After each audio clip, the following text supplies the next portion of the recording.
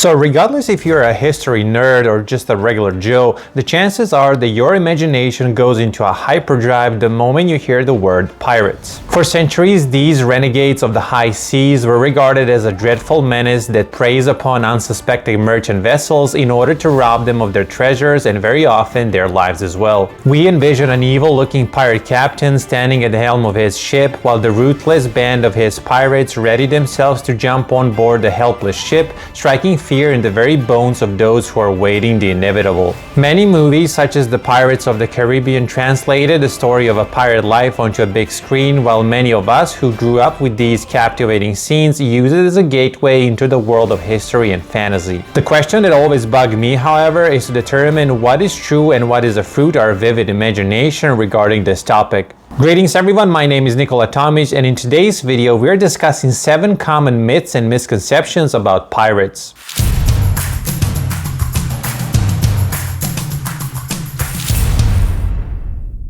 Number 1. Pirates often buried their treasure. Well, this one is arguably the one most associated with pirates. After all, you cannot have a good pirate story unless it includes the unimaginable amount of gold buried by a pirate crew deep into the jungle of a deserted island, while a brave adventurer follows the map that leads him through many perils and dangers to a spot marked with a red X where he gets his well-deserved reward. Although this makes for a good movie story, it almost never happened in real life. See, pirate crews were indeed in it for gold and big payment, but they also loved to enjoy their spoils of victory by spending it on good food, drinks, and all the necessities from provision for the next voyage to basic ship maintenance.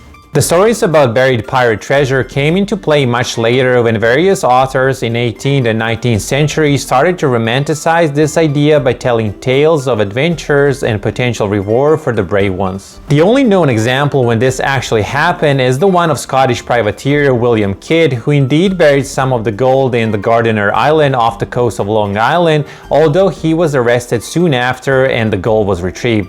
Number 2. Pirates spoke like pirates do in the movies. If you saw any movie about pirates ever, then you know that there is a distinctive way in which pirates communicate and pronounce words. You cannot have a pirate captain, or any sailor for that matter, that would not roll a famous R every now and then. In fairness, many early pirates were recruited from southern England, where this term does exist and is used in casual conversation. This, however, was not uniquely associated with pirates, but with many other people who just happened to draw origins from the same region. Later on, many pirates came from many different nations and parts of the world, thus they spoke many different languages. This makes the pirate community of the era far more inclusive than the nations from which they originated. Now, undoubtedly, pirates had a specific code language that was used in order to identify themselves and keep some secrets from the unwanted ears. By and large, however, the myth that they all spoke the same way comes mostly from movies and literature that began depicting them in a certain way.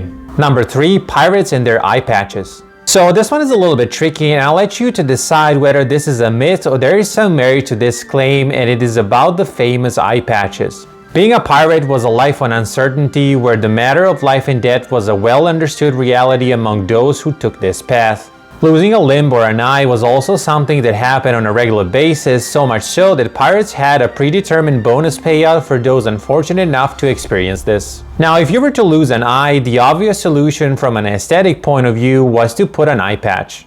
Although this is true and many at the time wore these covers for those exact reasons, some historians have proposed another idea based on a bit of a science. See, because our eyes have a natural delay when we transit from a light to a dark environment, some believe that pirates used to trick this by wearing an eye patch over one eye so that their eyes can adjust faster when they're boarding a target ship at night. This is possible, and doing this will help the situation, but there are no historical records that will back this claim, so as I said at the beginning, it is up there for debate. Number 4. Pirates were considered criminals at all time. Now, robbing unsuspected ships and occasionally killing crew members is a crime no matter how you look at it, from our perspective at least. So it's not hard to think that everyone at the time hated pirates and did everything to put an end to this menace. Although this is partially true, not everyone thought this at the same time. Many naval superpowers of the era, such as Spain, Britain, Portugal, and the Netherlands, all employed pirates or privateers, as they were known, in order to raid and pillage enemy ships and coastal towns. In return, they will be either paid or their payment will be the loot they encounter during the raids. During this period, they will be under protection of the specific nation, thus they can count on safe ports where they can resupply before the next endeavor. Some pirates will often fight for multiple sides depending on the rewards or political climate of the time. As they had their own ships and trained crew, they were regarded as an asset that can extend the reach of many navies, hampering the efforts of their enemies with an option of denying any involvement. Number 5. Walking the plank. Probably one of the most recognizable methods of disposing the unwanted ones by pirates was walking the plank. Usually a wooden plank will be extended overboard while a victim will be forced to walk to the end before jumping in, often with their limbs tied.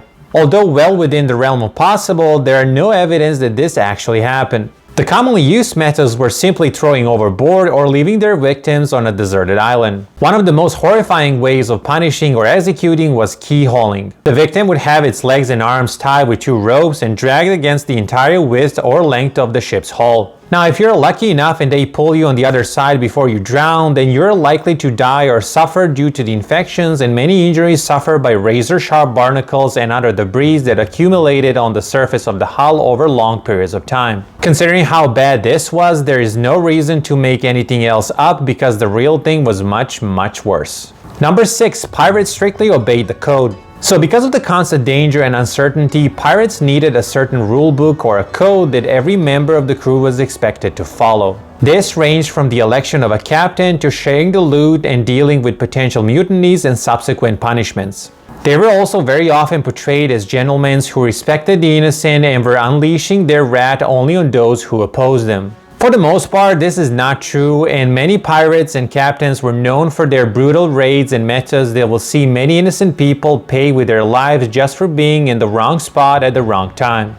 Many ambitious pirates will often disregard any rules in order to gain influence and take over the ship and the crew by killing and disposing of the previous captain in a very brutal way. So as famously said by Captain Barbossa, it's more of a guideline. And number 7, pirates flew a Jolly Roger. So to end this on a bright side, flying a skull flag was indeed something that many pirates did. Usually pirate ships will carry national flags of countries that operated in the region so they can use them to lull their victims in a false sense of security only to unravel their true colors moments before the attack. Variations of the famous or infamous skull flag with bones were used throughout the 18th century and they became synonymous with certain ships and captains, driving fear into everyone on the high seas. So that brings us to the end of another video, and I really hope that you enjoyed this one. If you like my content, you can consider liking this video and subscribing to my channel. I also have a Patreon account, so if you think that that is the way that you can support me, you can find the link down in the description and the pinned comment below. As some of you may know, I post one short video per day and I do one of these longer ones usually on Wednesdays. In the meantime, you can watch some of my other videos and stay safe until I see you on the next one.